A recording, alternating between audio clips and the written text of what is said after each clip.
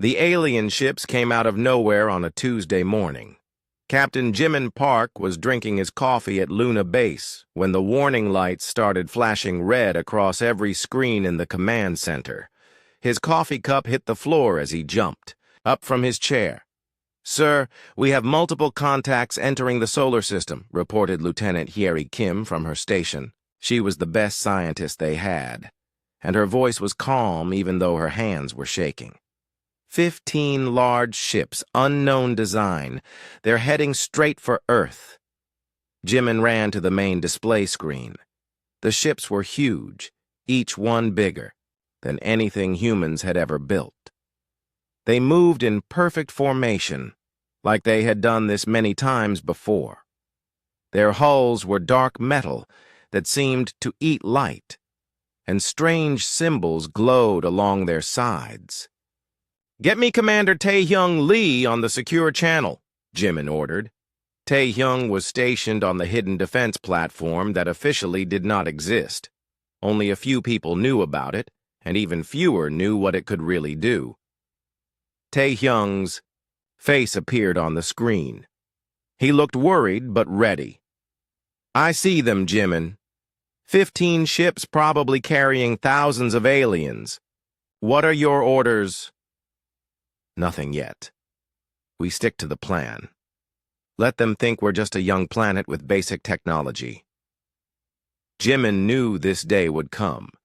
Earth had been preparing for 50 years, ever since they first detected alien signals from deep space. But the aliens could not know that. On Earth, Dr. Min-ho Kang was working in his underground laboratory when the alert came through. He had been waiting for this moment his whole life. The secret project was almost ready. Just a few more days, and they would have their answer to these invaders. The alien fleet stopped just outside Earth's orbit. Their leader, Admiral Vextar, of the Hegemony, studied the blue planet through his ship's sensors. To him, Earth looked exactly as expected, a young world with primitive radio signals and basic satellite technology. "Scan complete, Admiral," reported his science officer. "The planet shows signs of early industrial development. Radio waves suggest they discovered electricity only recently. No signs of space-based weapons or advanced technology." Vextar smiled, with satisfaction. This would be easy. His species, the Hegemony, had conquered 47 worlds in the past century. Young planets like Earth always surrendered quickly once they understood how outmatched they were. "Open a communication channel." "To the planet," he ordered. "Let's introduce ourselves to these primitives." Back on Luna Base, Yuna Song sat at the communications desk. She was Earth's diplomatic liaison, though the aliens did not know that. To them, she would appear to be just a frightened human who happened to be near a radio when they called. The alien message came through in broken English, clearly translated by their computers. "Primitive humans of Earth, this is Admiral Vextar of the Galactic Hegemony. We have come to bring your world into our great civilization.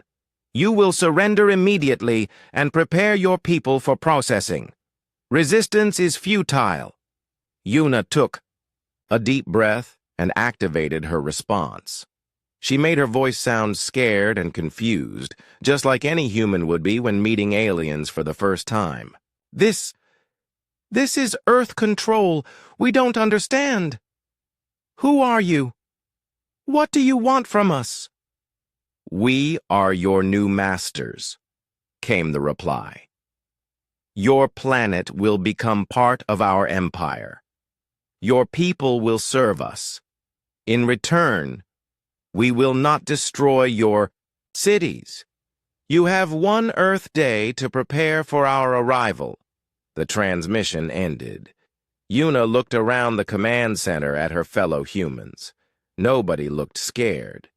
They had been acting for decades, pretending to be a primitive world while secretly becoming something much more dangerous. Captain Subin Choi was already in his fighter, hidden in the shadow of a large asteroid. His ship was invisible to alien sensors, using technology that the hegemony had never seen before. He watched their fleet through advanced cameras, taking detailed pictures of their ships and weapons. "Their shields are energy-based," he reported, to command. "Standard plasma cannons and particle beams. Their armor looks thick but appears to be just metal alloy. No sign they know about quantum manipulation or dimensional folding." This was good news. Earth's weapons worked very differently from what the aliens expected. While they had focused on energy weapons and strong shields, humans had taken a different path. They had learned to bend space itself, to phase in and out of normal reality, to use gravity as a weapon. In the underground city beneath the Rocky Mountains, thousands of humans worked around the clock. They had been building in secret for 50 years, ever since the first alien signals were detected. Entire cities existed underground, connected by tunnels that ran across continents. The aliens flying overhead had no idea that a whole civilization lived beneath their feet. Commander Hyunjin Nam was in one of those tunnels, leading a convoy of supply trucks toward the secret shipyards. The trucks carried the final components for humanity's first starship. It was almost ready, and none too soon. "How much longer?" he asked Dr. Yoonji Lee, who was riding in the passenger seat of his truck. "Jiho Bei says 6 more hours for final assembly, then 12 hours for system." "Checks," she replied. "We'll be ready by tomorrow night at the latest." Good. The aliens won't wait much longer than that. Above them, the alien ships began to spread out around Earth's orbit. They were positioning themselves to cover the entire planet, making escape impossible. At least, that's what they thought they were doing. What they didn't know was that Earth had been expecting this for decades. Every major government had worked together, sharing technology and resources. They had built weapons the aliens could not imagine, hidden in places the aliens would never think to look. Captain Sulgi Park commanded one of those hidden weapons. Her ship looked like a piece of space junk floating near Jupiter, but it was actually a fully armed destroyer with enough firepower to take out 3 alien cruisers. She had 12 more ships just like it, scattered throughout the outer solar system. "All ships report ready," she told Jimin over the secure channel. "We're in position and waiting for your signal." "Hold position for now," Jimin replied. "Let them get comfortable first. Let them think they're in control." As night fell on Earth, Admiral Vextar looked down at the blue planet with satisfaction. Tomorrow he would begin the invasion. His ground forces were ready, his ships were in position, and the humans seemed too scared to even respond properly to his demands. He had done this so many times before. Young species were all the same. They panicked when they saw real technology. They begged for mercy, and they surrendered quickly when they realized how outmatched they were. Earth would be no different. By this time next week, humans would be working in his factories and mines, grateful that he had allowed them to live. It was the natural order of things. Strong species ruled, weak species served. But as Admiral Vextar prepared for sleep in his luxurious quarters, he had no idea that thousands of humans were working through the night in hidden bases across the solar system. He didn't know that. Earth's primitive radio signals were actually a carefully crafted lie designed to make him underestimate them. Most importantly, he didn't know that humanity had been watching his species for decades, learning their weaknesses and preparing for this exact moment. The trap was set. Tomorrow, Admiral Vexistar would learn that Earth was not as young and helpless as it appeared. Tomorrow, he would discover what happened when you attacked a world that had spent 50 years preparing for war. Tomorrow, everything would change. The next morning brought chaos to Earth's surface, but it was all carefully planned chaos. Admiral Vextar watched from his flagship as human cities appeared to panic. Traffic jams filled the streets as people tried to flee. News broadcasts showed frightened reporters talking about the end of the world. What the Admiral didn't know was that every single panicked human was following a script written 50 years ago. The traffic jams were moving supplies to hidden bunkers. The news reporters were spreading false information to make Earth seem helpless. Even the crying children on TV were young actors who had trained for this role their entire lives. Captain Jimin Park stood in the real command center, 3 miles underground beneath Luna Base. The center he had been using yesterday was just for show, in case the aliens were watching. This deep bunker contained Earth's true technology. Screens that could see through alien hulls, computers that could break alien codes in seconds, and weapons that could reach across star systems. The aliens are starting their broadcast, reported Dr. Hyeri Kim.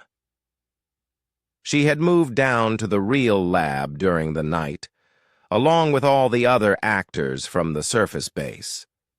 Admiral Vexitar's face appeared on every screen on Earth at the same time.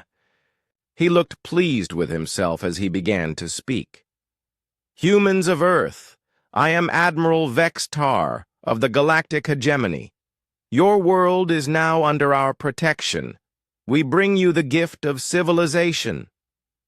The broadcast continued for 20 minutes. Vextar explained how humans would be improved by joining the hegemony. Their strongest people would become workers in alien factories. Their smartest people would maintain alien technology. Their most beautiful people would serve as entertainment for alien nobles. In return, Vextar said with a smile that showed too many teeth, we will allow your species to continue existing. This is more generous than what most young planets receive.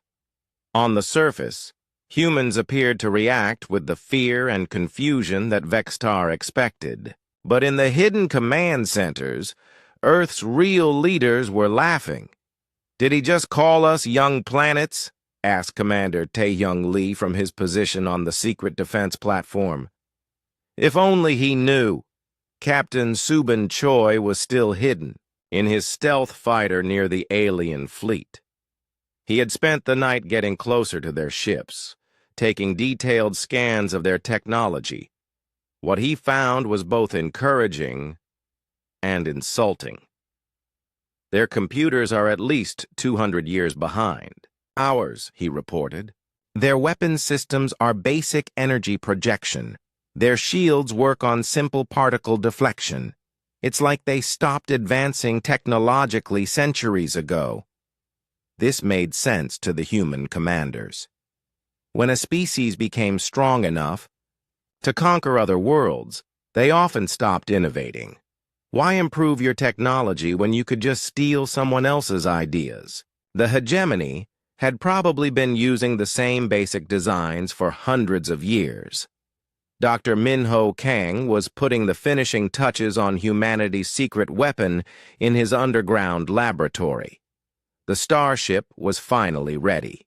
It was beautiful and terrible at the same time, a ship that seemed to bend light around itself, making it hard to look at directly.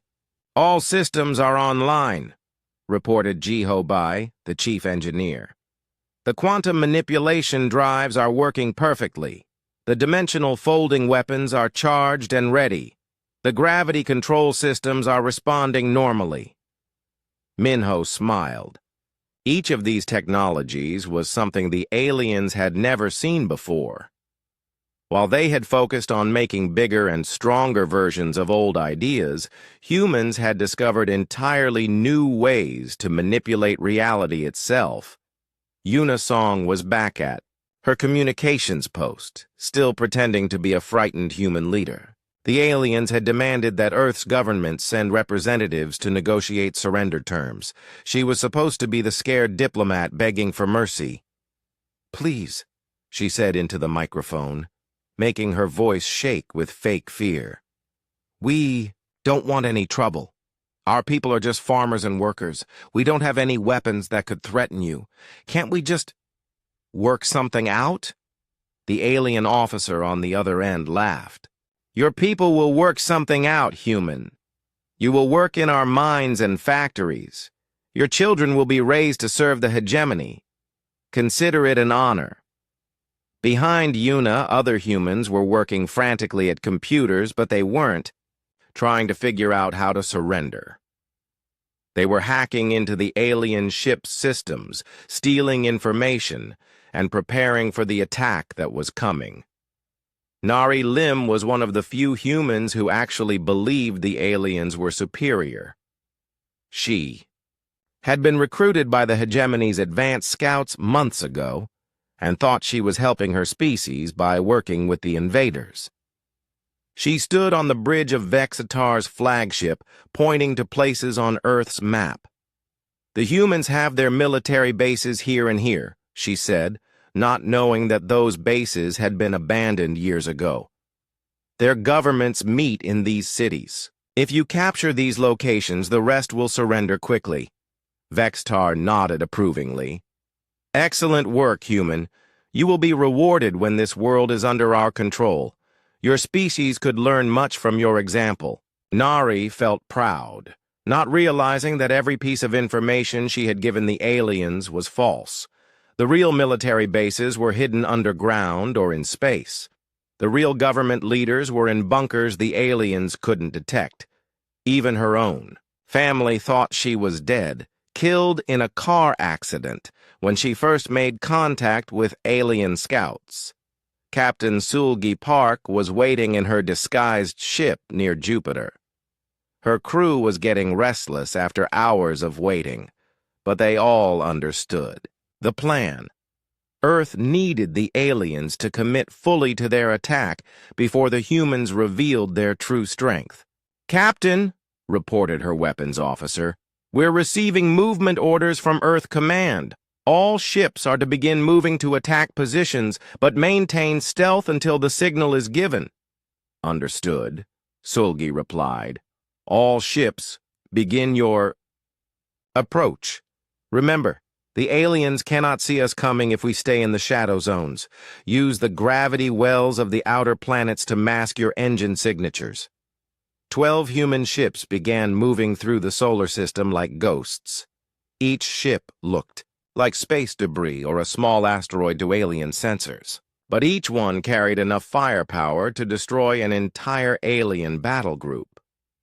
Dr. Yunji Lee was in the deepest part of the underground city, standing in front of Earth's most secret project.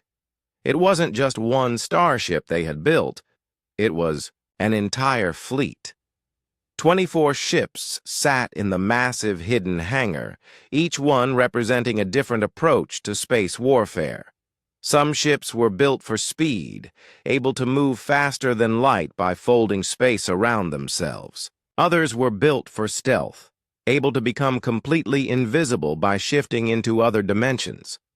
The largest ships were built for pure destruction, carrying weapons that could crack planets open like eggs. "All ships report ready for launch," she told the assembled captains. "When the signal comes, we'll have less than 10 minutes to get into position. The element of surprise is everything."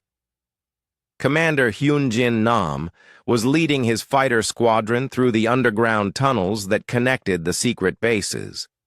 These tunnels were marvels of engineering, allowing ships to travel from North America to Asia in less than an hour. The aliens had no idea that there was a second Earth beneath the surface they could see. "Squad leaders, check in," he called over the radio. "Red Squadron ready," came the first reply. "Blue Squadron ready. Gold Squadron ready. Green Squadron ready." One by one, all 12 squadrons reported in. Each squadron had 24 fighters, giving Earth nearly 300 small ships ready for battle. But these weren't ordinary fighters. They were equipped with miniature versions of the same reality-bending technology used in the larger ships. Sung-Hoon Park was coordinating the final preparations from the orbital shipyards hidden in Earth's asteroid belt. These shipyards had been built inside hollowed-out asteroids, invisible to anyone who didn't know exactly where to look. "Manufacturing is complete," he reported to Earth Command. "All ships are armed and ready. All personnel are at battle stations. We can begin the attack at any time." The trap was almost ready to spring. For 50 years, humanity had prepared for this moment. They had built weapons the aliens couldn't imagine, developed technology the aliens had never seen, and created strategies the aliens would never expect. But most importantly, they had learned to be patient. They had learned to let their enemies underestimate them. They had learned that the best way to win a war was to let your enemy think they had already won. Admiral Vextar was about to learn the difference between a young planet and a careful planet. He was about to discover what happened when you attacked, a species that had spent half a century planning for your arrival. The morning was almost over. Soon it would be time for Earth to stop pretending. 50 years earlier, everything had been different. Colonel Hoseok Jung remembered that day clearly, even though he was now old and gray. He had been a young space pilot then, leading humanity's first deep space exploration mission beyond Pluto. They had been looking for new planets to colonize when they found something else entirely. The radio signals came from a star system 12 light-years away. At first, they thought it might be natural phenomena, pulsars or solar storms. But the patterns were too regular, too organized. "Sir," his communications officer had said, "these signals are definitely artificial. Someone is broadcasting from that system." Hoseok had made the decision that changed everything. Instead of broadcasting back or trying to make contact, he ordered his ship to go silent and return to Earth immediately. If there were aliens out there, humanity needed to be ready before saying hello. When they got back to Earth, Hoseok went straight to the United Nations with his discovery. The world leaders listened in shock as he played the alien radio signals. The voices speaking in unknown languages, the mathematical formulas that were clearly meant as communication attempts, the star charts showing dozens of inhabited worlds. "We are not alone," Hoseok had told them. "And we are not ready." The decision to keep the discovery secret was not easy. Many scientists wanted to make contact immediately. Many politicians wanted to announce the discovery to gain popularity. But the military leaders understood what Hoseok was really saying. If there were aliens advanced enough for interstellar travel, and if they were already in contact with dozens of other worlds, then humanity was far behind in development. Making contact now would be like Stone Age humans trying to negotiate with modern armies. So they made a different choice. The world's governments signed secret agreements to work together. All the money that had been spent on wars and conflicts was redirected to a single goal: preparing Earth for the day when the aliens came looking for them. Jiho Bei had been just a teenager when the project began, but he was already showing signs of genius in engineering and physics. The government recruited him along with thousands of other brilliant young people from around the world. They were told they were working on advanced space exploration, which was technically true. The key insight came about 20 years ago. Jiho explained to the younger engineers working on the starship. "We realized that the aliens were using brute force technology. Bigger engines, stronger weapons, thicker armor. But we didn't have the resources to compete with them that way. Instead, humanity had taken a completely different approach. While the aliens built bigger ships, humans built ships that could fold space to become effectively infinite in size. While aliens made stronger armor, humans made armor that could phase out of normal reality to avoid attacks entirely. They're like someone who keeps building bigger and bigger hammers, Jiho continued. But we learned to build screwdrivers, completely different tools for completely different jobs. Dr. Yejin Ko had spent her entire career studying the alien signals, learning their languages and understanding their technology. She was one of the few people on Earth who truly understood how the galactic hegemony worked. They're not explorers or scientists, she explained to the other researchers in the hidden laboratory. They're conquerors who have stopped learning. They find young civilizations, take their resources and people, then move on to the next target. The aliens had been very successful with this strategy. In the past 1,000 years, they had conquered 47 different worlds. Each conquest made them stronger and richer, but it also made them lazier. Why develop new technology when you could just steal it from someone else? But here's the interesting part, Yejin continued. Every civilization they've conquered was discovered the same way, through radio signals and space exploration. Young species that announced themselves to the galaxy before they were ready to defend themselves. That's when humanity made its most important decision. They would not announce themselves. Instead, they would appear to be exactly what the aliens expected. A young, primitive world just beginning to develop technology. Captain Solgi Park had grown up in this hidden world. Her parents were both engineers working on the secret project. Her school was in an underground city. Her playground was a spaceship hangar. She had never known a time when humanity wasn't preparing for war. "It's strange," she told her crew as they waited in their disguised ship near Jupiter. "We've spent our whole lives getting ready for this moment, but most people on Earth still don't know it's coming." That was another part of the plan. The secret couldn't be kept if everyone knew about it. Most humans lived normal lives on the surface, completely unaware that there was a second civilization beneath their feet. They worked normal jobs, went to normal schools, and watched normal TV shows. Only about 1 million people knew the truth. The scientists, engineers, pilots, and soldiers who were actively working on the defense project. Their families lived in the underground cities, hidden from satellite observation and alien scouts. "Do you think we can really win?" asked her weapons officer. Sulgi smiled. "We're not trying to win. We're trying to survive. And then we're going to make sure this never happens to anyone else." That was the real goal of the project. It wasn't enough to just defend Earth. The aliens had conquered 47 other worlds, enslaving billions of people. If humanity could defeat the hegemony, they could free all those other species too.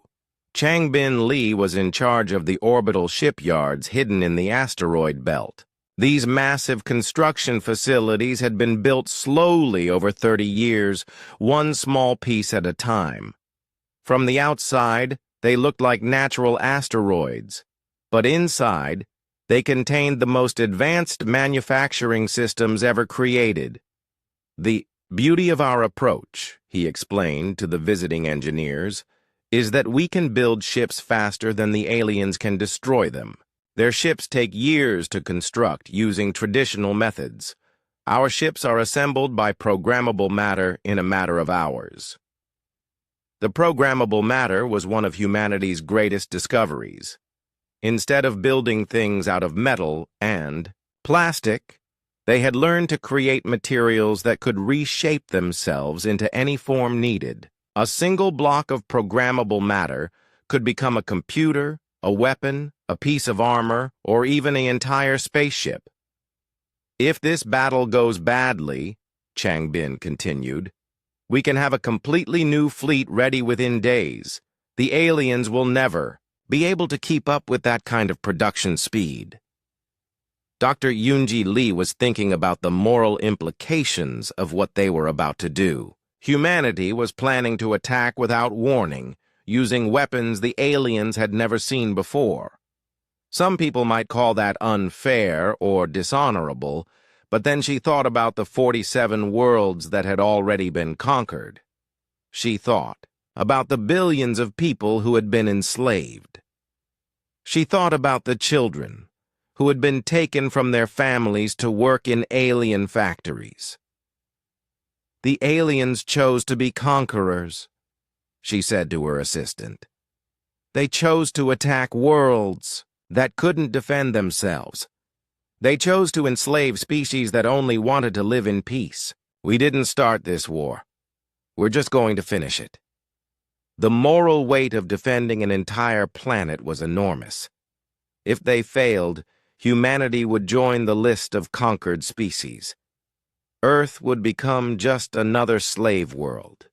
Its people, scattered across the galaxy to serve alien masters, but if they succeeded, they would prove that the hegemony could be defeated.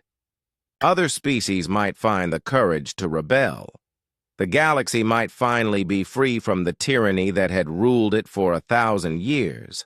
Commander Tae-hyung Lee was making the final checks on the hidden defense platform. This massive structure had been built inside a hollowed-out moon, completely invisible to alien sensors. It contained enough firepower to destroy entire fleets, but it had never been tested in real combat. All weapon systems are online, he reported to Earth Command. Quantum displacement cannons are charged and ready. Gravitational manipulation arrays are functioning normally. Dimensional folding missiles are loaded and armed. Each of these weapons was based on principles that the aliens had never encountered. The quantum displacement cannons could fire projectiles that existed in multiple dimensions simultaneously, making them impossible to block with normal shields. The gravitational manipulation arrays could create artificial black holes or gravity, waves that would crush ships like tin cans. But the most devastating weapons were the dimensional folding missiles. These weapons would create tears in space-time itself, causing alien ships to be crushed by the fundamental forces of the universe. Target acquisition is complete, Tae-hyung continued. We have firing solutions for all 15 alien ships. When you give the order, we can destroy their entire fleet in less than 30 seconds. The trap was almost ready. For 50 years, humanity had prepared for this moment. They had built weapons the aliens couldn't imagine, developed strategies the aliens wouldn't expect, and created technology that would change the balance of power in the galaxy forever. But most importantly, they had learned patience. They had learned to wait for the perfect moment to strike. They had learned that the best defense was sometimes the most devastating attack. That moment was almost here. Admiral Vextar was getting impatient. The humans had been negotiating for hours, sending frightened messages about wanting to avoid conflict. He had seen this behavior before from young species. They always hoped they could talk their way out of conquest. Enough of this delay, he announced to his bridge crew. Prepare the demonstration attack. Target the human city called New York. A few destroyed buildings will help them understand their situation. The bridge crew began working efficiently. They had done this many times before on other worlds. A quick show of force always convinced primitive species to surrender quickly. Better to lose one city than fight a war they couldn't win. Admiral, reported his tactical officer, all ships are in position. Weapons are charged and ready. The humans appear to have no space-based defenses at all. Vextar smiled. Of course they didn't. Young species never developed proper orbital defenses. They were too busy fighting wars against each other on their planet's surface. It was always the same pattern. What the Admiral didn't notice was the small smile on Nari Lim's face. She had been listening to everything, and she finally understood what was really happening. The other humans on the bridge were not prisoners. They were actors. The fear in their voices was fake. The begging for mercy was all pretend. "Begin the attack," Vextar ordered. 15 alien ships turned their weapons toward Earth. Energy beams lanced down through the atmosphere, aimed at what the aliens thought were helpless human cities. For a moment, it looked like the demonstration would work exactly as planned. Then everything changed. Do-hyun Seo sat in the real command center, watching the alien attack begin. He had been waiting for this moment his entire life. His finger hovered over a single button, the button that would activate Earth's true defenses. "All alien ships have committed to attack," he reported to Captain Jimin Park. "They're all focused on the surface targets. They're not watching for threats from other directions." "Do it," Jimin replied simply. Do-hyun pressed the button. Across the solar system, objects that had looked like asteroids and space debris suddenly came to life. What the aliens had thought was natural cosmic junk revealed itself to be an entire hidden fleet of human warships. Weapon systems that had been disguised as communication satellites activated and turned toward the alien fleet. The first sign that something was wrong came when the alien energy beams hit Earth's surface and simply disappeared. The buildings in New York shimmered like a mirage, then returned to normal. The deadly beams had been absorbed by defensive systems the aliens couldn't even detect. "What is happening?" demanded Admiral Vextar. "Why didn't our weapons work?" His science officer was frantically checking his instruments. "Sir, the energy beams are being redirected through some kind of spatial fold. It's as if the planet's surface exists in a different dimension from where our weapons can reach." Before Vextar could respond, new contacts appeared on his sensors. Dozens of them, all around his fleet. Ships that hadn't been there seconds before now surrounded the alien force from every direction. Dr. Yoonji Lee's voice came through every speaker on every alien ship at the same time. She was no longer pretending to be scared. Her voice was calm, confident, and absolutely terrifying. "Admiral Vextar of the Galactic Hegemony," she said, "you calculated Earth's age based on our electromagnetic emissions. You assumed we were a young species because we appeared to have developed radio technology only recently." On his bridge, Vexatar was staring at sensor readings that made no sense. The human ships didn't show up properly on his scanners. They seemed to phase in and out of existence, sometimes appearing solid and sometimes becoming transparent. "You were correct that Earth appears young, Doctor," Yoonji continued. "But you made a critical error in your assumptions. Young does not mean weak. Young does not mean unprepared. Young means we are still growing, still learning, still becoming more than we were." Captain Subin Choi was in his fighter, finally dropping the stealth systems that had kept him hidden. His small ship materialized directly behind the alien flagship, close enough that he could see through their bridge windows.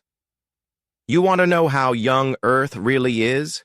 he broadcast to the alien fleet. "We're so young that we're still developing new ways to kill our enemies. We're so young that we haven't stopped innovating.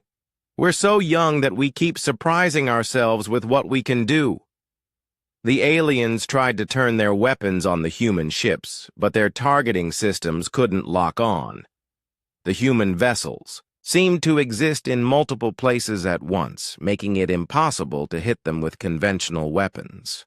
"Impossible," muttered Vextar's tactical officer. "These ships are violating the laws of physics. They can't exist in multiple dimensions simultaneously." "Can't they?" asked Dr. Yoonji over the communication system. She had been listening to everything on the alien bridge. You've been using the same technology for 1,000 years. You stopped learning, stopped growing, stopped discovering new possibilities. But we never stopped. We never will stop. Minji O was the tactical officer aboard the starship Soul's Vengeance, humanity's first true battleship. She was watching the alien fleet try desperately to understand what was happening to them. "They're trying to retreat," she reported to her captain. "But their engines can't get them up to jump speed while we're generating gravitational interference fields." Captain Woo-Jin Kim nodded. The Soul's Vengeance was equipped with weapons that could manipulate gravity itself. The alien ships were trapped in a web of artificial gravity wells that made faster-than-light travel impossible. "Show them what happens when you threaten a world that's had 50 years to prepare," Woo-Jin ordered. The Soul's Vengeance fired its first shot, not an energy beam or a missile, but a directed gravitational wave that hit the alien flagship like an invisible hammer. The massive ship's hull began to buckle and twist as gravity forces pulled it in different directions at the same time. "Shields are useless," Minji reported with satisfaction. "Gravitational weapons pass right through energy barriers. Their armor is being crushed by forces they can't block or deflect." Admiral Vextar was beginning to understand that he had made a terrible mistake. These humans weren't a young, primitive species. They were something else entirely, a civilization that had deliberately hidden its true capabilities while preparing for war. "How?" he asked, broadcasting to the human ships. "How did you develop this technology? Our records show no signs of advanced civilization on your world." Dr. Yunji's laugh was not kind. "Because we didn't want you to see them, Admiral. We've been watching your species for 50 years. We know exactly how you operate. You look for young worlds to conquer, so we made ourselves appear young. You expect primitive technology, so we hid our advanced technology. You assume fear and confusion, so we acted afraid and confused." The truth was finally sinking in for the alien commander. Earth had been performing an elaborate act for decades, all designed to make the hegemony underestimate them until it was too late. "We studied every world you conquered," Dr. Yunji continued. "We learned from their mistakes. We prepared for your arrival. And most importantly, we made sure that when you came to Earth, you would be walking into a trap 50 years in the making." Commander Hyun-Jin Nam was leading his fighter squadron in an attack on the alien support ships. His fighters moved like ghosts through space, appearing and disappearing as they shifted between dimensions. The alien gunners couldn't target what they couldn't see. "Remember," he told his pilots, "we're not just fighting for Earth. We're fighting for all the worlds these aliens have conquered. We're fighting for all the people they've enslaved. Today, their empire ends." The human fighters unleashed weapons that the aliens had never imagined. Instead of energy beams or missiles, they fired concentrated bursts of twisted space-time that turned the alien ships inside out. Metal hulls folded like paper. Weapon systems collapsed into themselves. Entire ships simply ceased to exist as the fundamental forces holding them together were disrupted. "This is impossible," Admiral Vexatar said again, but his voice was weak now. His flagship was being torn apart by gravitational forces. His fleet was being destroyed by weapons that shouldn't exist. His 1,000-year empire was crumbling in the space of minutes. "No, Admiral," Dr. Yunji replied. "This is what happens when you attack a species that never stopped learning. This is what happens when you threaten a world that spent 50 years preparing for this exact moment. This is what happens when you mistake youth for weakness." The alien fleet was in ruins. Ships that had conquered 47 worlds were being destroyed by technology they couldn't understand, used by a species they had thought was primitive. "Earth is not just young," Dr. Yunji said, as the last alien ship lost power and began drifting helplessly in space. Earth is angry, and now you're going to learn what an angry young planet can do. The battle was over in 23 minutes. Admiral Vextar's invincible fleet was now floating helplessly in space, their ships damaged beyond repair, and their crews in shock. But Captain Jimin Park knew this was only the beginning. Status. "Report," he called out in the command center. "All alien ships disabled," reported Commander Tae-Hyung Lee. "No human casualties. Our ships are undamaged. The aliens are requesting permission to surrender." Jimin allowed himself a small smile. 50 years of preparation had paid off perfectly. But now came the harder part, deciding what to do next. Dr. Hyeri Kim was monitoring alien communications from her science station. "Captain, we're intercepting distress signals from the alien fleet. They're trying to contact their home base, but our jamming systems are blocking their transmissions." This was part of the plan, too. Earth couldn't let news of this battle reach the rest of the hegemony. Not yet. If the alien empire learned that one of their fleets had been defeated, they would send a much larger force. Humanity needed more time to prepare for the real war. Captain Woo-Jin Kim was standing on the bridge of the Soul's Vengeance, looking at the wreckage of ships that had terrorized the galaxy for 1,000 years. His tactical officer, Minji-Oh, was studying the alien technology through their advanced scanners. "Their ships are built like museums," she reported. "The basic design is at least 500 years old. They've just been making them bigger and adding more weapons, but the fundamental technology hasn't changed." This confirmed what human scientists had suspected. The hegemony had become lazy after centuries of easy victories. When you could defeat any enemy with brute force, there was no reason to develop better strategies or more advanced technology. "What about their weapons?" Wu Jin asked. "Energy-based, just like we expected. Plasma cannons, particle beams, fusion missiles, all very powerful, but all designed to fight enemies using similar technology. They have no defenses against dimensional weapons or gravitational manipulation." Sung-Hoon Park was coordinating the capture operations from his position in the asteroid belt. Human ships were moving toward the disabled alien vessels, preparing to board them and take prisoners. "Remember," he told the boarding teams, "we need information more than we need revenge. These aliens have knowledge about 47 conquered worlds. We need to know where those worlds are and how to free them." The boarding operations went smoothly.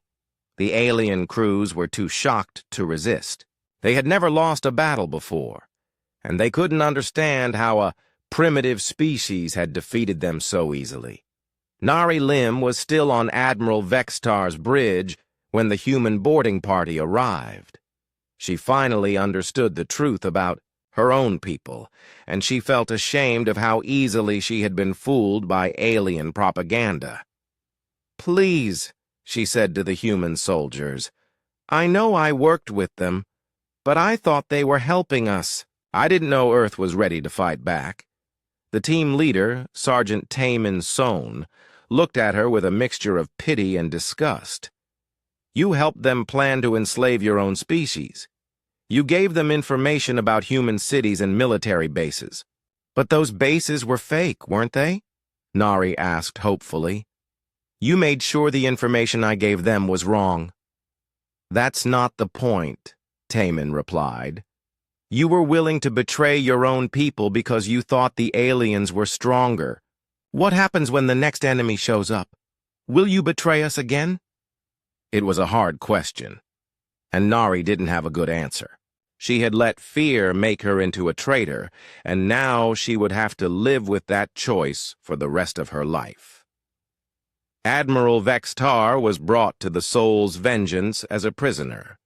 He was placed in a comfortable cell. Humans didn't believe in torture or cruelty, even toward their enemies. But the Admiral was more confused than afraid. "I don't understand," he told Captain Wu Jin during the interrogation. Your world showed no signs of advanced technology. Our scouts observed you for months before we attacked. How did you hide so much from us? Wu Jin smiled. We've been hiding from you for 50 years, Admiral. We detected your empire long before. You detected us. We studied your methods, learned your weaknesses, and prepared for this day. But why? Vextar asked. Why didn't you simply make contact? We could have worked together. Your technology combined with our experience could have benefited both our species. Because we knew what kind of cooperation you offered, Wu Jin replied. We studied the 47 worlds you conquered. We know what happened to those people. We decided we would rather fight than become slaves. Dr. Yejin Ko was leading the interrogation of the alien science officers. She was particularly interested in learning about the conquered worlds and their populations. Tell me about the Zephyrian homeworld, she said to one of the prisoners. How many survivors are there? Where are they being held? The alien scientist looked surprised. How do you know about the Zephyrians? That world was conquered 300 years ago. We know about all of them, Yejin replied. Every world you've destroyed, every species you've enslaved. We've been listening to your communications for decades. We know exactly what your empire has done. The alien's face went pale. You've been watching us for decades? That's impossible. Our technology is far superior to yours. Yejin laughed. Is it? Admiral, your fleet was destroyed in less than half an hour by weapons you didn't even know were possible. Your ships couldn't detect our vessels until we wanted them to. Your sensors couldn't track our fighters. Your weapons couldn't penetrate our defenses. In what way is your technology superior?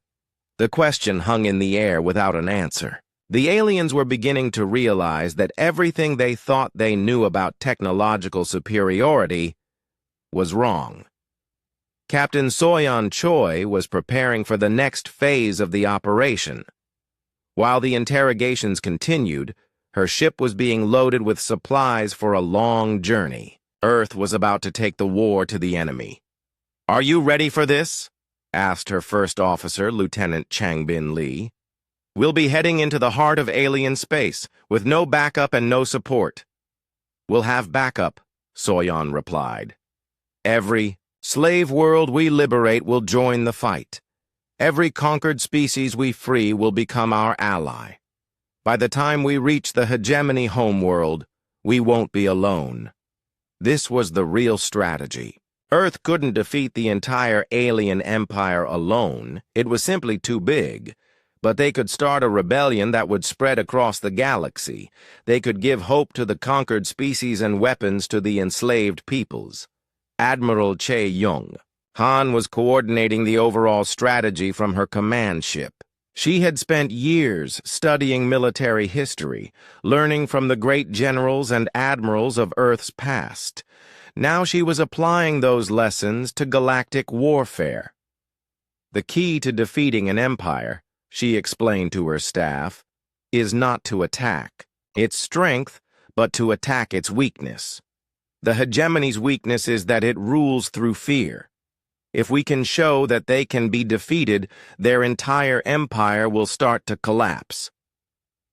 The plan was elegant in its simplicity. Human ships would attack alien outposts and military bases throughout the galaxy. They would free slave populations and provide them with weapons and technology. They would spread the message that the hegemony could be beaten. But remember, Chae-young continued, this isn't about conquest. We're not trying to build our own empire. We're trying to free the galaxy so that every species can govern itself. This was what made humanity different from the hegemony. The aliens conquered worlds to make themselves stronger. Humans were fighting to make everyone free. Dr. Yoonji Lee was working on the most important part of the plan. the message that would be broadcast to every conquered world in the galaxy. This message would announce Earth's victory and call for universal rebellion against the hegemony.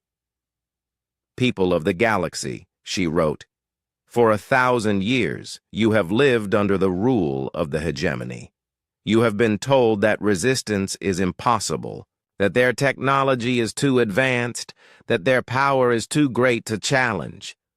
She paused, thinking about the best way to phrase what came next. Today, that changed. A single human fleet has destroyed an entire hegemony battle group. We have proven that their ships can be sunk, their weapons can be defeated, and their empire can be brought down. It was a simple message, but it would change everything. Across the galaxy, billions of enslaved people would learn that their oppressors were not invincible. They would learn that freedom was possible. "We are coming," the message concluded. "We are bringing weapons, technology, and hope. The age of the hegemony is ending. The age of freedom has begun." Captain Jimin Park read the final draft of the message and nodded his approval. In a few hours, it would be transmitted to every corner of the galaxy. The real war was about to begin. "Send it," he ordered. The message went out at the speed of light, carrying humanity's declaration of war against tyranny itself. Across the galaxy, slave worlds would receive it. Conquered peoples would hear it. And the hegemony would learn that Earth was not just young and angry, Earth was revolutionary. 3 days after the message was sent, the galaxy began to change. On 47 different worlds, enslaved peoples looked up at the sky and dared to hope for the first time in generations. The impossible had happened. Someone had defeated the hegemony.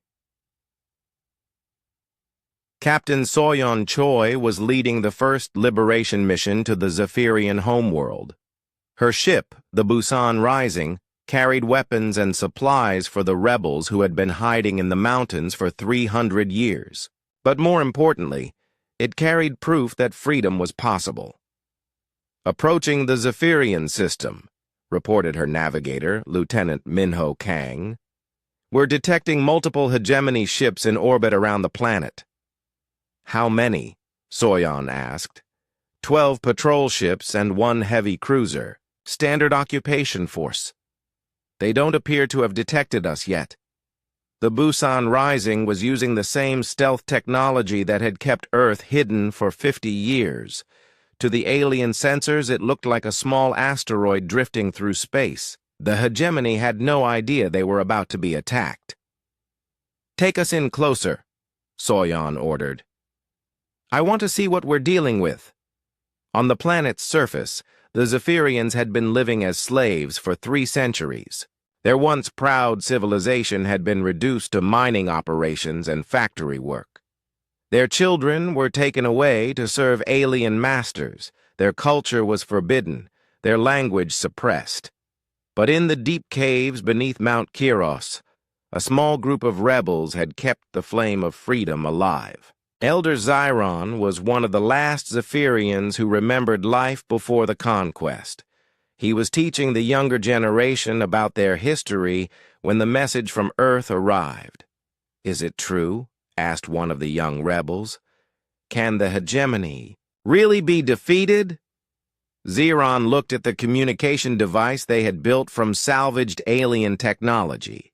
The message from Earth was playing on repeat, broadcasting on frequencies that the hegemony couldn't detect or jam. "I have lived for 400 years, he said slowly. "I have seen our world conquered, our people enslaved, our hope crushed. But this is the first real chance we've had to fight back." Similar conversations were happening on every conquered world. Species that had given up hope were suddenly making plans for rebellion. Weapons that had been hidden for centuries were being dug up from secret caches. Resistance groups that had been dormant for generations were coming back to life. Taemin Son was coordinating the liberation operations from Earth's command center. He had dozens of human ships scattered across the galaxy, each one heading toward a different conquered world. But they weren't just carrying weapons. They were carrying something more valuable. Remember, he told the ship captains, your job isn't to win the war for them. Your job is to give them the tools to win the war for themselves. Every species needs to earn their own freedom. This was a crucial part of Earth's strategy. If humans simply conquered the hegemony and took over, they would just be replacing one empire with another. Instead, they were giving enslaved peoples the means to liberate themselves. Dr. Yejin Ko had been working around the clock to understand the technology they had captured from the alien fleet. What she found was both encouraging and disturbing. The good news, she reported to the Science Council, is that their technology really is outdated. Our weapons and defenses are far superior to anything they have. And the bad news? Asked Dr. Hyeri Kim. The bad news is that they have thousands of ships. Even if our technology is better, we're still vastly outnumbered. If they coordinate their response properly, they could still overwhelm us through sheer numbers. This was the risk Earth was taking. By announcing their presence to the galaxy, they had given up the element of surprise. The hegemony would now know that a new enemy existed, and they would mobilize their entire military to crush this threat. But Earth was counting on the rebellions to prevent that coordination. If enough worlds rose up at the same time, the hegemony would be too busy fighting on multiple fronts to mount an effective counterattack. Captain Woo Jin Kim was testing this strategy on his mission to the Andromedian system. This world had been conquered only 50 years ago, and many of the population still remembered freedom.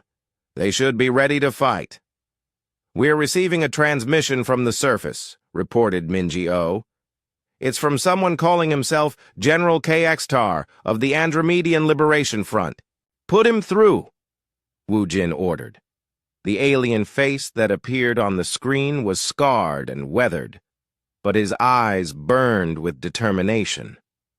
"Human ship," he said in accented English. "We received your message.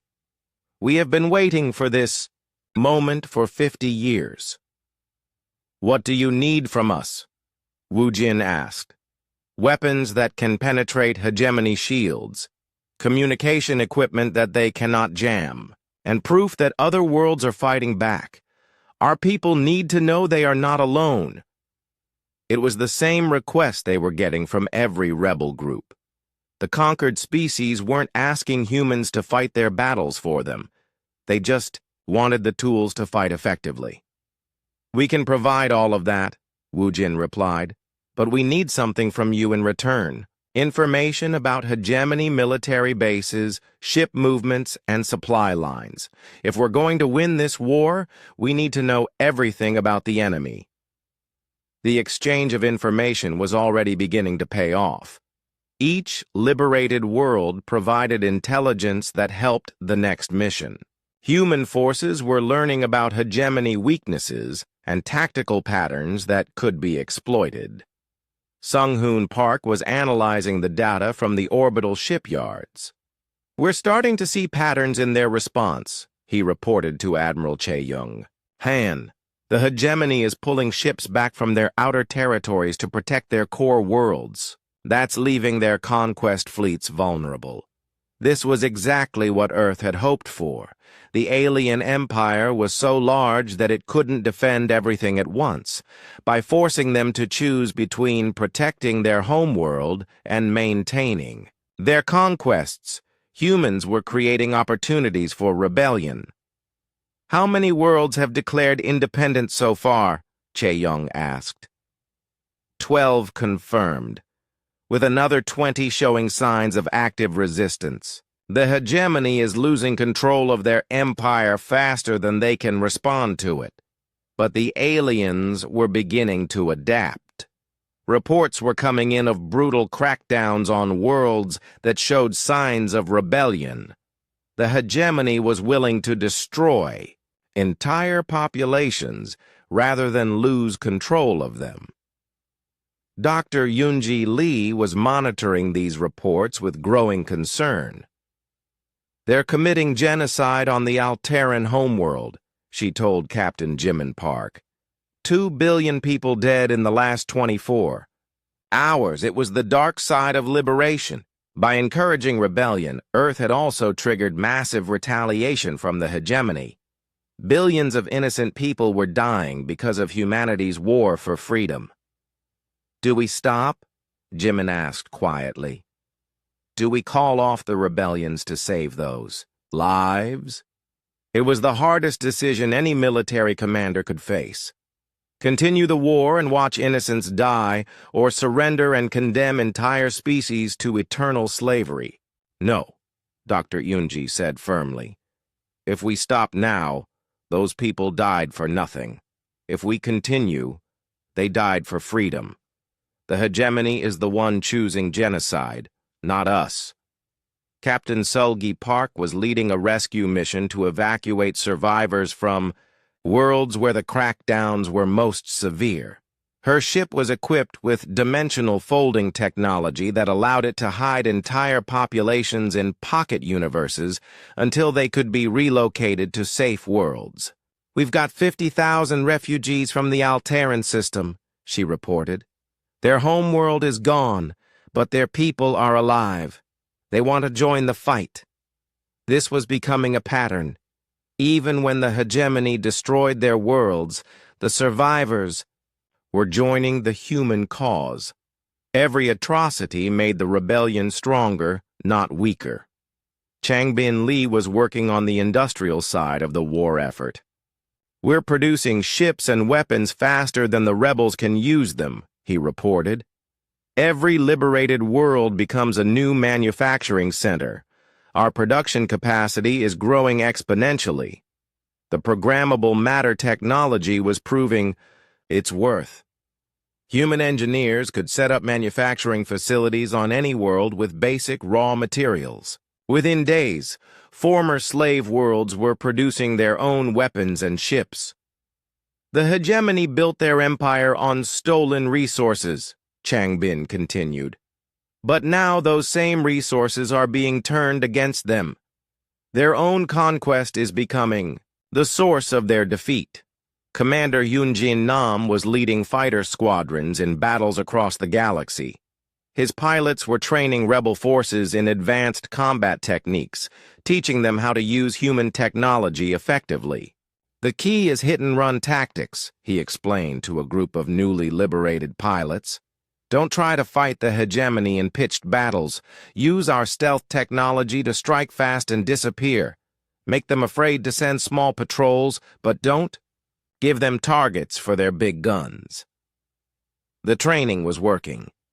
Rebel forces equipped with human technology were winning battles against hegemony forces that had seemed invincible just weeks before. But the real test was coming. Intelligence reports indicated that the hegemony was massing a huge fleet at their core worlds. They were preparing for a counterattack that would either crush the rebellion or be the final battle of the war.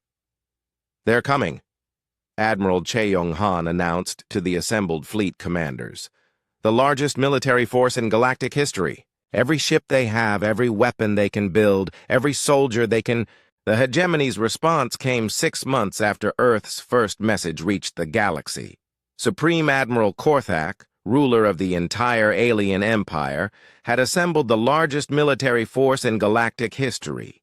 Over 10,000 ships gathered at the Empire's capital world, preparing for what the aliens called the final cleansing.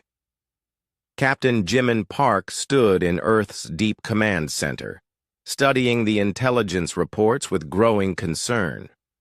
The alien fleet was massive beyond anything humanity had ever faced. Even with all their technological advantages, this would be the ultimate test. "They're not just bringing warships," reported Dr. Hyeri Kim from her analysis station. They have planet-killer weapons, orbital bombardment platforms, and what appears to be some kind of star-destroying device. The hegemony had decided that if they couldn't control the galaxy, they would destroy it. Any world that had joined the rebellion would be completely annihilated, along with its entire population. How long before they reach our space? Jimin asked. 3 weeks, replied Commander Taehyung Lee. They're moving slower than normal because of the fleet's size, but they're definitely heading for Earth. They want to destroy the source of the rebellion first. Admiral Chaeyoung-han was coordinating the defense from her flagship. She had ships from 37 different species under her command now, but the combined rebel fleet was still outnumbered 5-1.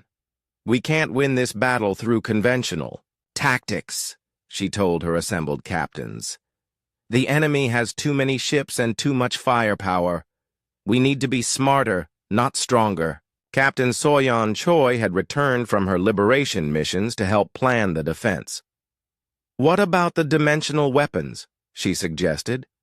We could fold their entire fleet into a pocket universe and trap them there. Too risky, replied Dr. Yejin Ko. Creating a dimensional fold that large would require enormous amounts of energy. If it failed, the backlash could destroy our own fleet along with theirs. The debate continued for hours. Every possible strategy was discussed and analyzed.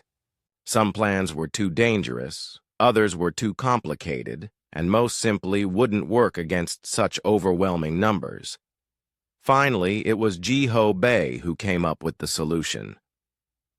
What if we don't try to destroy their fleet? He asked. What if we try to capture it instead? The room fell silent as everyone considered this possibility.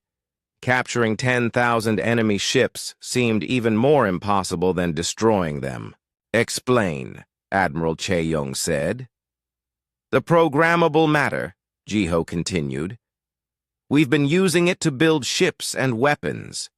But what if we could use it to take control of enemy ships, turn their own fleet against them? Dr. Minho Kang was already running calculations in his head. It could work, he said slowly. We'd need to get the programmable matter onto their ships first, but once it's there, it could take over their computer systems, their weapons, even their life support. The plan was audacious and dangerous. Human ships would have to get close, enough to the alien fleet to deploy the programmable matter. But if it worked, the hegemony's own weapons would be turned against them. Captain Woo Jin Kim volunteered to lead the first wave of the attack. The Soul's vengeance can get close enough, he said. Our stealth systems are better than anything. They have. We can deploy the matter before they even know we're there. Minji-Oh was already planning the tactical details. We'll need multiple deployment points, she said. If they detect us too early, we need backup plans, and we'll need a way to coordinate the takeover once the matter is in place. The next 3 weeks were a frenzy of preparation. Every human ship was equipped with deployment systems for the programmable matter. Rebel forces from across the galaxy gathered at strategic points ready to support the attack, and on Earth, the underground cities worked around the clock to produce enough programmable matter for the largest military operation in human history. Sung-Hoon Park was coordinating the manufacturing effort from the asteroid belt. We're producing matter faster than ever before, he reported. But we only get one chance at this. If the deployment fails, we won't have enough material for a second attempt. The programmable matter was more than just a tool. It was humanity's entire strategy compressed into tiny, self-replicating machines. Each microscopic unit could analyze alien technology, adapt to new situations, and work together with millions of other units to take control of enemy systems. Remember, Dr. Yoonji Lee told the assembled crews, once the matter is deployed, there's no calling it back.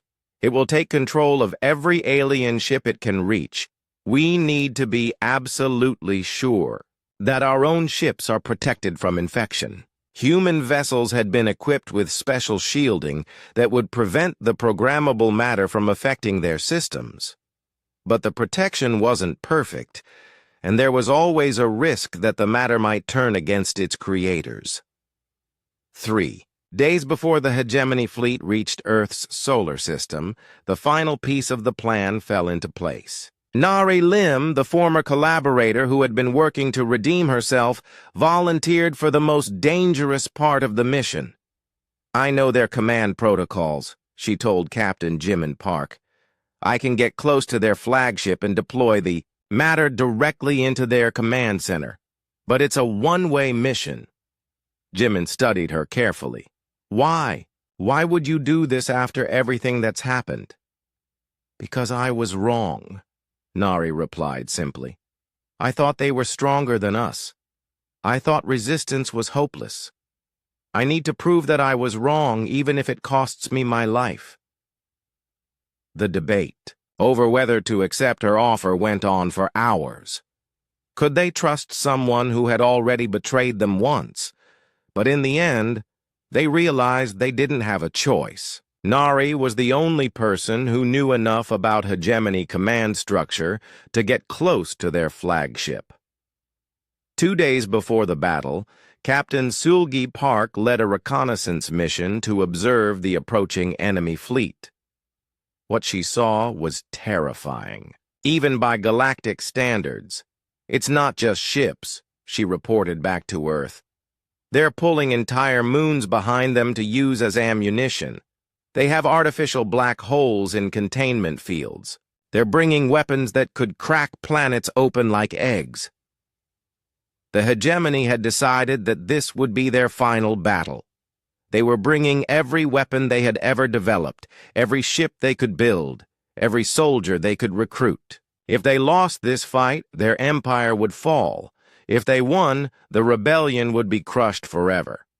Captain Subin Choi was leading the final preparations for the stealth approach.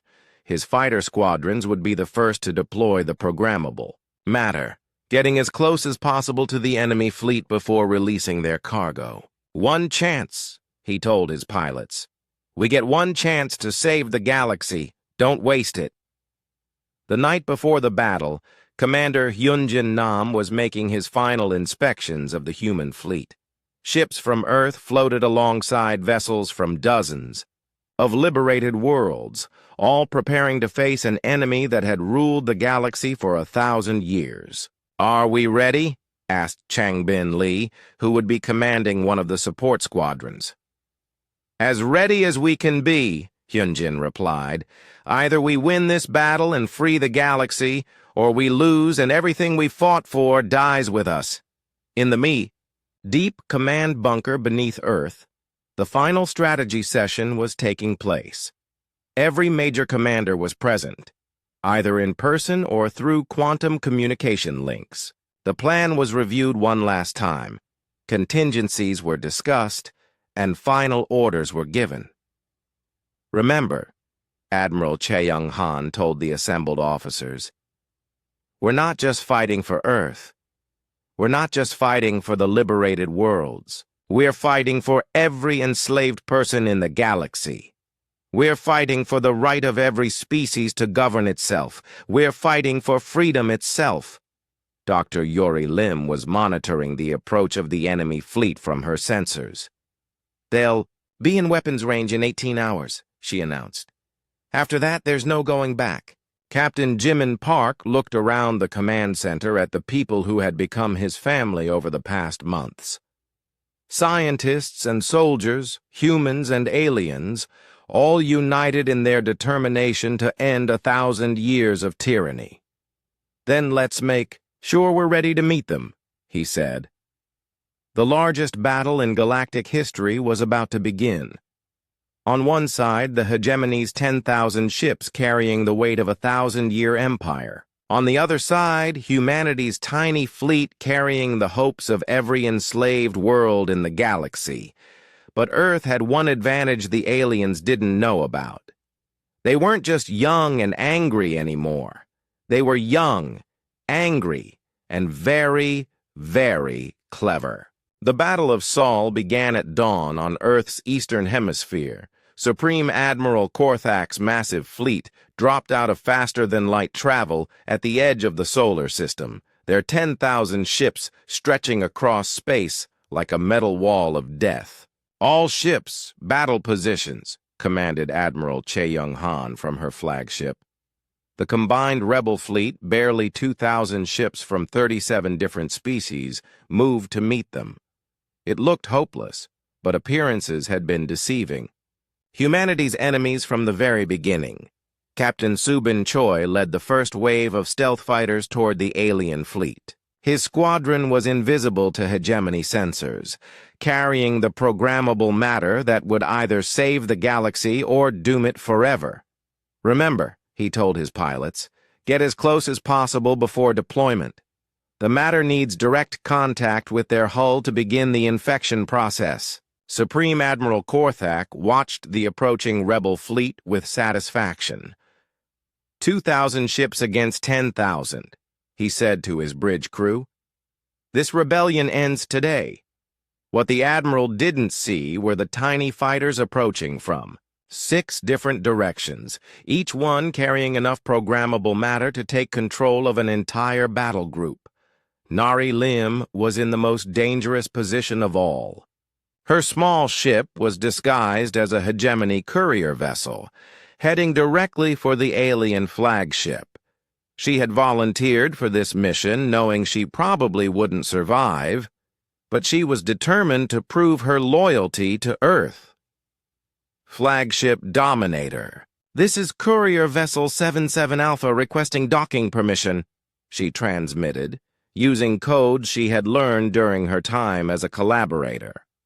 "Permission granted," came the reply. "Proceed to Docking Bay 12.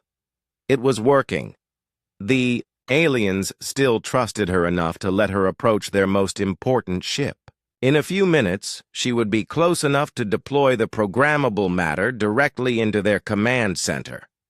Captain Woo-Jin Kim was watching the deployment from the Soul's Vengeance. "First wave is in position," reported Minji-Oh.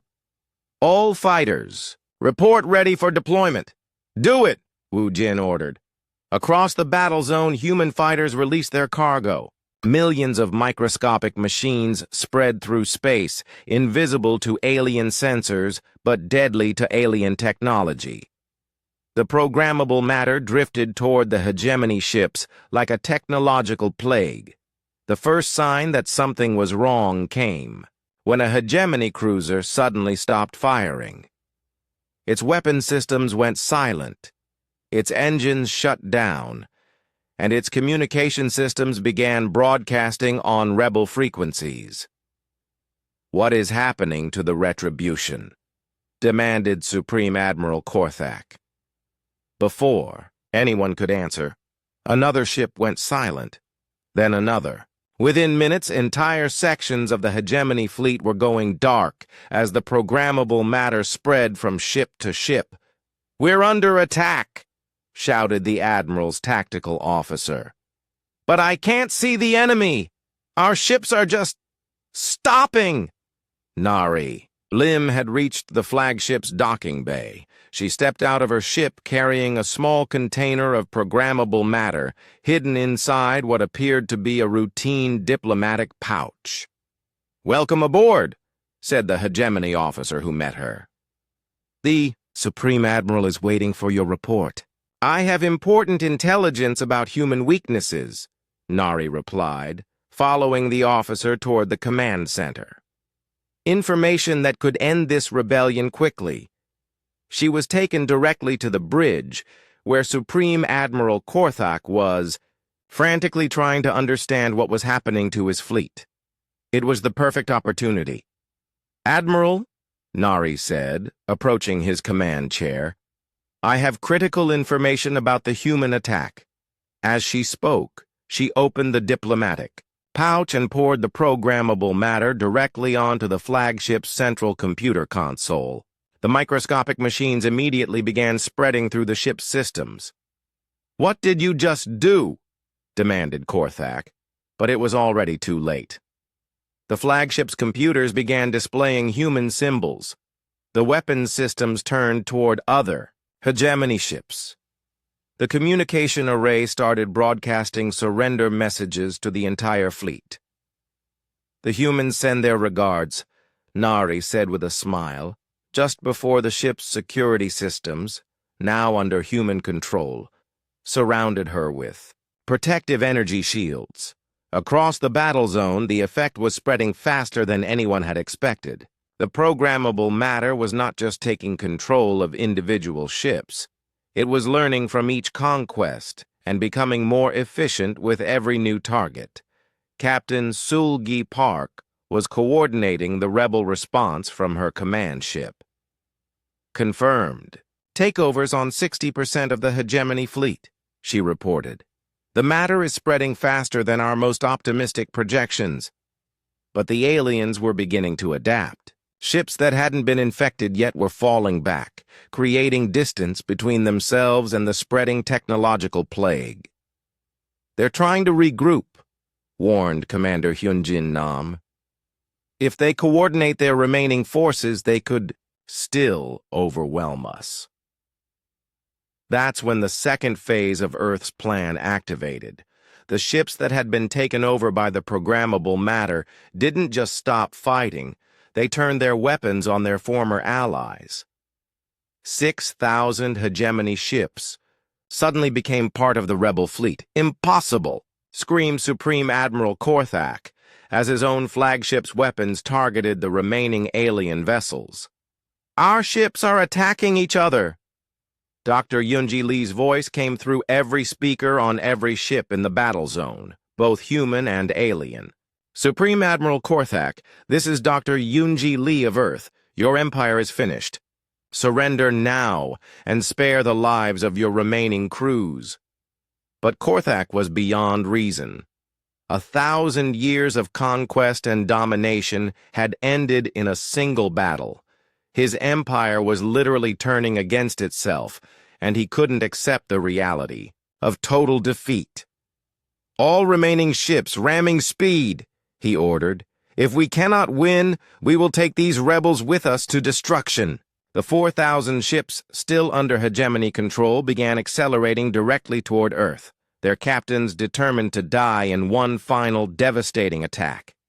But Admiral Che Young-han had anticipated this possibility. "Dimensional fold now," she ordered. Changbin Li activated the most powerful dimensional manipulation device ever built. Space itself began to bend around the approaching hegemony ships. Instead of crashing into Earth, they found themselves folded into a pocket dimension where they could cause no harm. "The remaining enemy ships are contained," reported Sung-hoon Park. "They're alive and unharmed, but they can't reach normal space without our permission." The Battle of Seoul was over. The largest military force in galactic history had been defeated not by superior numbers or stronger weapons, but by technology the aliens had never imagined possible. Supreme Admiral Korthak sat in his command chair, staring at the screens showing his captured fleet. His ship was now under human control. His weapons were pointed at empty space, and his 1,000-year empire had collapsed in less than 6 hours. "How?" he asked Nari Lim, who was still standing on his bridge under the protection of human control. "Security systems. Because we learned," she replied.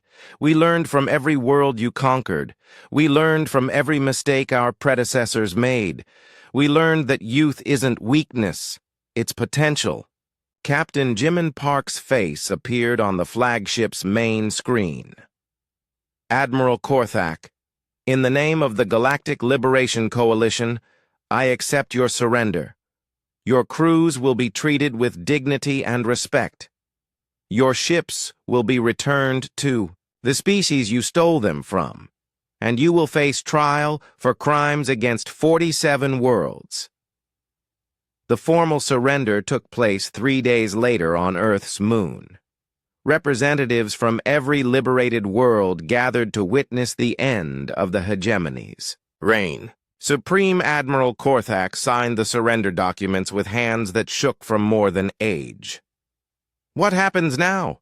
he asked Captain Jimin after the ceremony. "Now we rebuild," Jimin replied. "Every world gets to choose its own government. Every species gets to develop its own technology. Every person gets to live free from the fear of conquest." But the work was far from over. President Ji-won Park addressed the galaxy from the new capital ship New Seoul, which had been built from programmable matter and powered by Earth's most advanced technology. "The hegemony is dead," she announced to billions of listeners across the galaxy. But freedom is not something that can be given.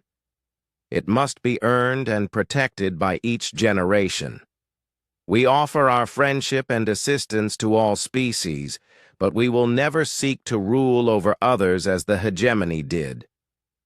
Dr. Yuri Lim was appointed as the first director of the Galactic Research Council, where human and alien scientists worked together to explore technologies that neither species could have developed alone.